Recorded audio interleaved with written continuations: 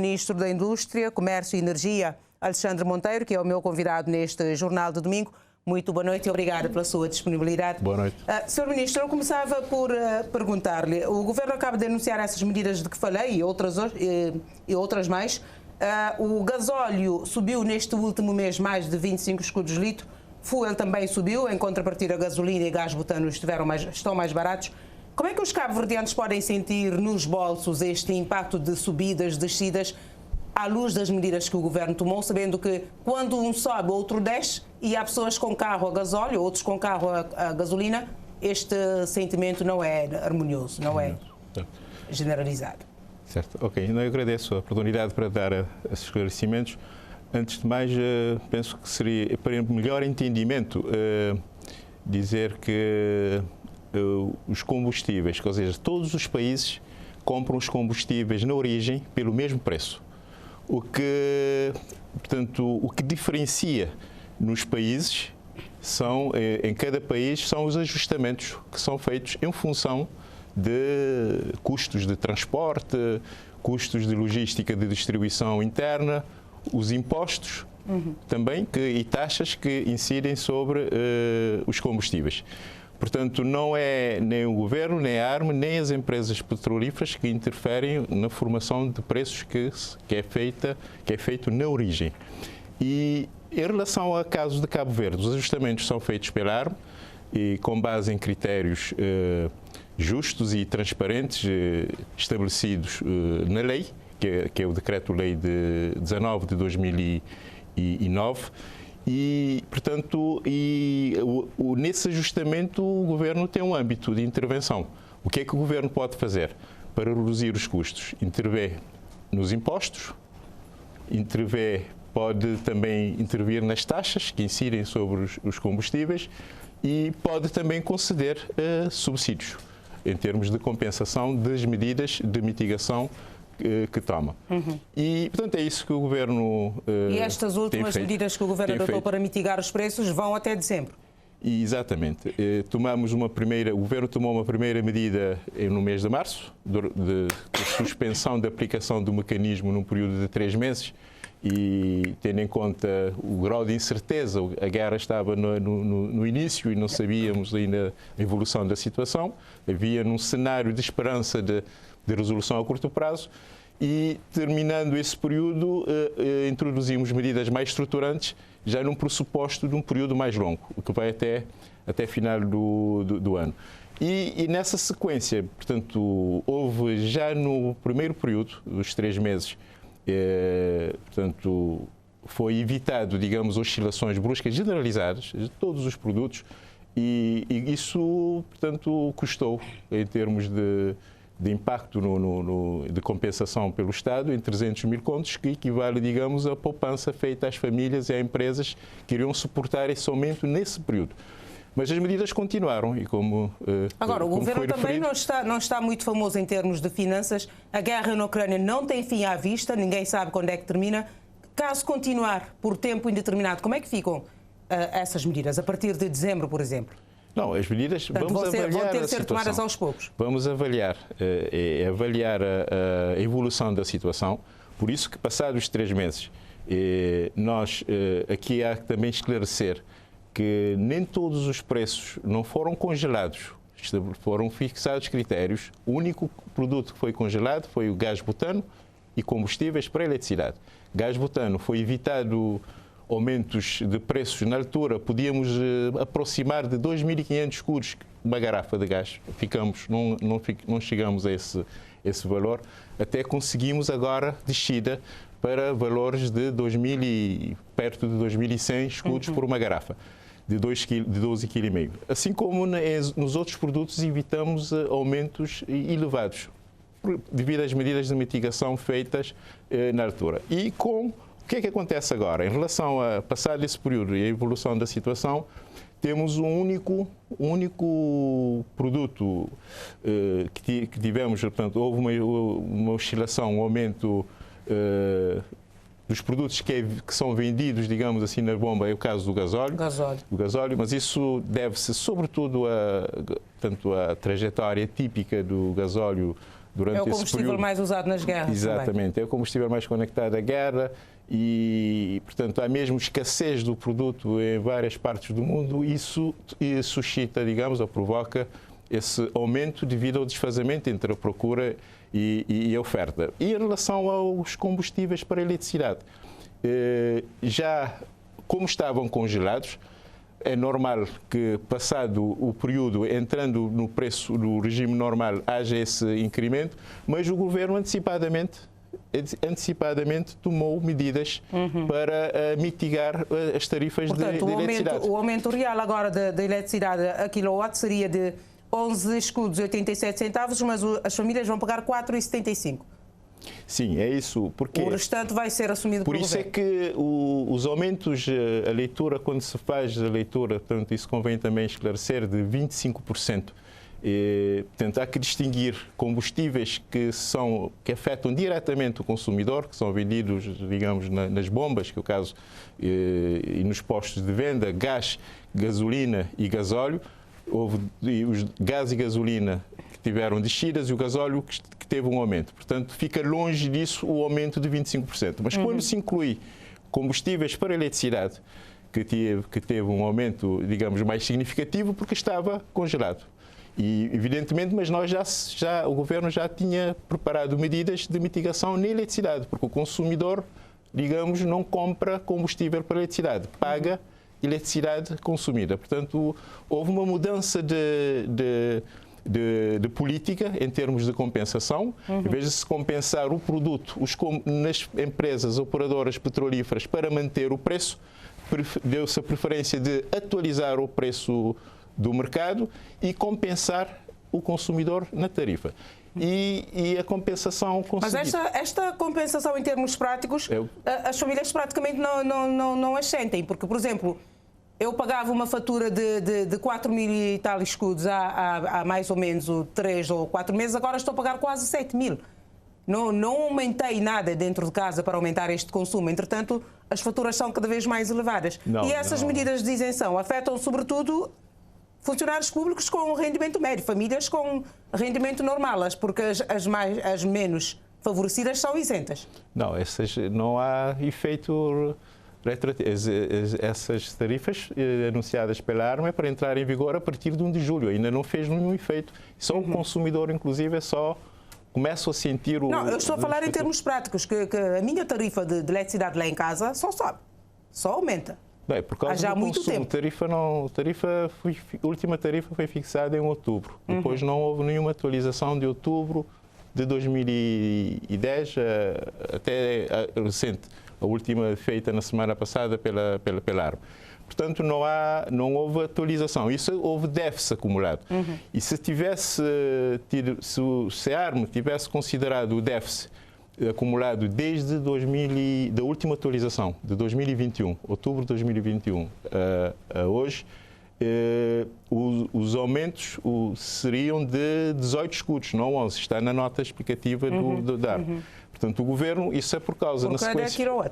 Exatamente. E o governo, na política, digamos, na sequência da declaração da situação de emergencial, está expressa no documento publicado, que vai assumir, digamos, o déficit acumulado para não onerar a nova atualização. O que a ARMA fez na nova atualização é para assegurar o equilíbrio entre os novos preços dos combustíveis para não se gerar mais déficit. Mas para isso o governo compensa. Portanto, foi uma atualização de cerca de 11 escudos de aumento. Desse 11, 7 será assumido, portanto, compensado, portanto, pago pelo um desconto de acordo com a resolução publicada, que representa um impacto mensal estimado em média de 180 mil contos. E até final do ano estamos a falar 1.080.000 contos para compensação desse aumento. Vamos avaliar durante esse período e por isso é que já estamos também a preparar medidas estruturantes no domínio da aceleração de alguns projetos de transição energética para ter efeito de curto prazo, mas também no domínio da eficiência energética, no domínio da redução das perdas. Um conjunto de ações que podem ser realizadas, intensificadas. As medidas adotadas, pelo menos até agora, para combater as perdas e o roubo de energia não surtiram efeito e quem paga são os consumidores. Sim, não teve o efeito esperado, portanto, houve uma redução, mas portanto, pouco expressiva, exato. E precisamos fazer mais, porque temos ainda perdas. Esta ineficiência no combate às perdas energéticas estão na base da dificuldade que a Eletra tem tido para repassar a taxa da RTC à empresa? Não, a Eletra, o contexto, todo o mundo, todas as empresas, nesse contexto de crise provocada pela guerra, o impacto da guerra na Ucrânia, portanto, há dificuldades. Mas os consumidores não deixaram de pagar as faturas. Muito pelo contrário, se ficarem com uma fatura dentro, têm a eletricidade cortada. Sim, mas pronto. Como é que se explica? É porque a Eletra estava a funcionar, eu disse, desde outubro, a última atualização, os combustíveis têm vindo a aumentar. E se não tivesse feito a atualização que se fez agora, portanto, as dificuldades seriam ainda maiores, porque já havia um déficit acumulado, que eu disse, dos 2 milhões de contos que vinha sendo suportado pela Eletra, em termos de gestão financeira e de tesouraria, mas com impactos que o Governo tem que intervir para ajudar e compensar esse déficit acumulado, que são já 2 milhões e 200 mil contos. Porque o que é preciso termos em conta, que isso é válido quer para os combustíveis, quer também para a eletricidade, quando se fazem os ajustamentos ou alinhamento dos preços internos com os preços internacionais, portanto, este alinhamento é importante. Portanto, o preço interno acompanhar a evolução dos preços dos produtos energéticos a nível internacional, porque, caso contrário, pode pôr em risco a continuidade do abastecimento. Pode provocar rupturas de abastecimento, no caso de combustíveis, e pode pôr em risco também a continuidade do serviço de produção de energia. Por Agora, isso falando da transição energética, como estamos em termos de penetração de energias renováveis na rede? Esta guerra na Ucrânia pode comprometer as metas do Governo nesse setor, nesse aspecto? Não, o Governo está focado, o plano, embora evidentemente que qualquer plano energético está dependente da evolução da demanda e da evolução também tecnológica.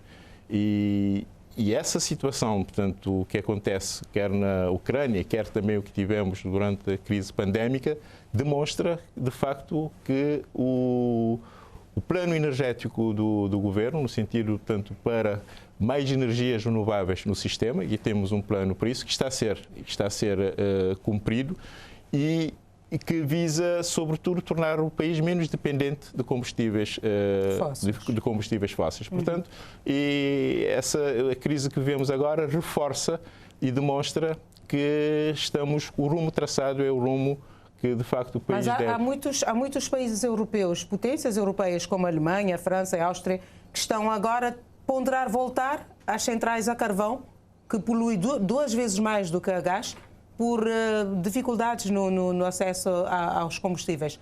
Não, são situações, digamos, de sobrevivência, situações emergenciais. Sim.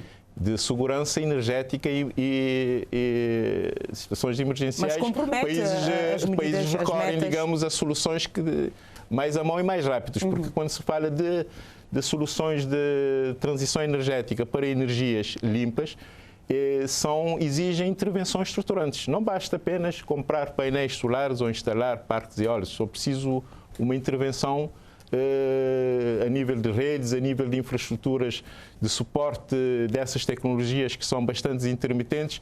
É por isso que a maior parte dos países do mundo, inclusive os países envolvidos europeus, metas idênticas como nossas, é 2030 para atingir os 50% e até 2050 e Cabo Verde até nós estamos a ser mais ambiciosos, queremos já em 2040 mas será execuível esta meta? É execuível porque, portanto, nós neste momento, o Cabo Verde temos um plano que está em execução, que é um plano com metas, não metas voluntaristas, mas metas aquilo que é possível fazer, ou seja, estabelece penetração, índices de penetração de energias renováveis com base num roteiro de menor custo. Ou seja, queremos ter mais renováveis, mas com mínimo custo. Porque não podemos ter um investimento, por exemplo, para atingirmos 50%, precisamos de ultrapassar 50%, precisamos de investir hoje cerca de acima de 200 milhões de... E Cabo Verde tem este recurso? Como? Temos este recurso para investir? Não, a política o plano em termos da estratégia de financiamento combina investimentos públicos e privados, porque com esse volume seria impossível o investimento público assumir todos esses encargos, até com limitações de endividamento do próprio país. Não é? Em termos de mobilidade elétrica, Sr. Ministro, como é que estamos? Mobilidade elétrica. As metas traçadas pelo Governo para esta legislatura também vão ser executadas? Mobilidade elétrica é outro exemplo de vantagens, portanto, nesse contexto difícil de combustíveis, portanto, a mobilidade elétrica é alternativa e sempre foi para nós alternativa, não mesmo antes da crise, mas hoje a procura de veículos elétricos aumentou significativamente. E Cabo Verde, graças ao percurso traçado e também percorrido nos últimos 2, 3 anos, com carta de política, com plano operacional, com mobilização de recursos, com projetos de carros elétricos a funcionar, estamos hoje já em condições de dar respostas imediatas, que é uma das alternativas também de se mitigar a crise. O problema, por exemplo, da aquisição de carros elétricos em Cabo Verde são os postos de carregamento. Já estamos a trabalhar Sim, no sentido já como disse, de plano operacional conseguimos mobilizar os recursos com fundos climáticos do NAMA Facility, 7 milhões de euros, um donativo, que nos permite não só conceder incentivos na aquisição de veículos elétricos para reduzir os custos de aquisição, porque em funcionamento são muito mais económicos, mesmo com os custos de eletricidade elevados que temos no país, são mais económicos os veículos elétricos do que viaturas térmicas. Em relação às infraestruturas públicas... Mesmo com o custo de eletricidade que temos, sai mais barato? Com o custo anterior, antes dessa última atualização, ficava um terço e pode ficar muito mais ainda se for utilizada energia renovável solar, porque as viaturas elétricas permitem um carregamento direto do painel solar para carregar as viaturas. E muitas empresas, instituições e pessoas individualmente já estão a fazer isso. Então fica ainda com um custo 6 ou 7 vezes ainda menor. E carregamento público também já lançamos. O concurso já foi lançado para a instalação de postos de recarga em todas as ilhas do país e foi lançado na semana passada, portanto, juntamente com também a concessão, portanto, a entrega dos primeiros beneficiários, de veículos a primeiros beneficiários. Então, esta semana. Exato, no âmbito do programa, portanto, que eu referi, que tem uma componente de concessão de incentivos, componente de desenvolvimento das infraestruturas, do quadro legal, capacitação, porque há que se trabalhar em todas essas vertentes. Mas há quem diga que seria mais inteligente pensar em renovar esta frota de carros elétricos partindo dos transportes públicos. Também já está avançado o processo de projeto piloto com as duas empresas na área de transporte interurbanos. E no caso do programa de incentivo que foi aprovado pelo Governo, que já está também a ser implementado no âmbito do programa de promoção da mobilidade elétrica em Cabo Verde, concede os incentivos adicionais para também táxis e IACs, ou seja, os veículos de transportes de passageiros. Além dos incentivos concedidos generalizado em função da tipologia de veículos. Mas isto vai ser a partir de quando, estes incentivos? Já está, entrou em vigor 1 de junho, já 2 beneficiários, já temos na semana passada, já acima de 20 candidatos e pessoas interessadas. A plataforma também já vai ser uma plataforma online e onde estão já inscritas neste momento 5 concessionárias que dão garantias também de venda de veículos, dão garantias de 3 anos e 5 anos para as baterias. Portanto, já temos um quadro, neste momento, o veículo elétrico já é mais competitivo, fica muito mais económico comprar um veículo elétrico do que um veículo térmico. E depois ficamos também com uma solução para reduzir a dependência de de combustíveis fósseis. Não é só a eletricidade, temos também que... Mas haverá também levar que para o pensar transporte. na parte da manutenção, caso o veículo estiver a danificar, a quem recorrer. Sim, já é uma realidade nova? Não, dão garantias, as próprias empresas concessionárias já também estão a preparar-se para isso, dão garantias de 3 anos, há programas de capacitação, formação, que esse programa de promoção da mobilidade elétrica também se encarrega, e progressivamente para criarmos essas condições. E Cabo Verde, a nível do nosso continente, por exemplo, estamos na vanguarda e fomos o primeiro país, inclusive, a aderir à Aliança pela Descarbonização de Transporte e temos condições, neste momento, de qualquer pessoa, entidade ou empresa que queira adquirir veículos elétricos, portanto, já condições que dão em termos de segurança, e essa confiança tem vindo também a aumentar progressivamente, o que é bom para o país. Ok. Muito obrigada, Sr. Ministro, pela sua disponibilidade em esclarecer estes pontos da mobilidade elétrica, transição energética, também aqui neste Jornal de Domingo. Boa noite, uma boa semana para si. Ok, obrigado.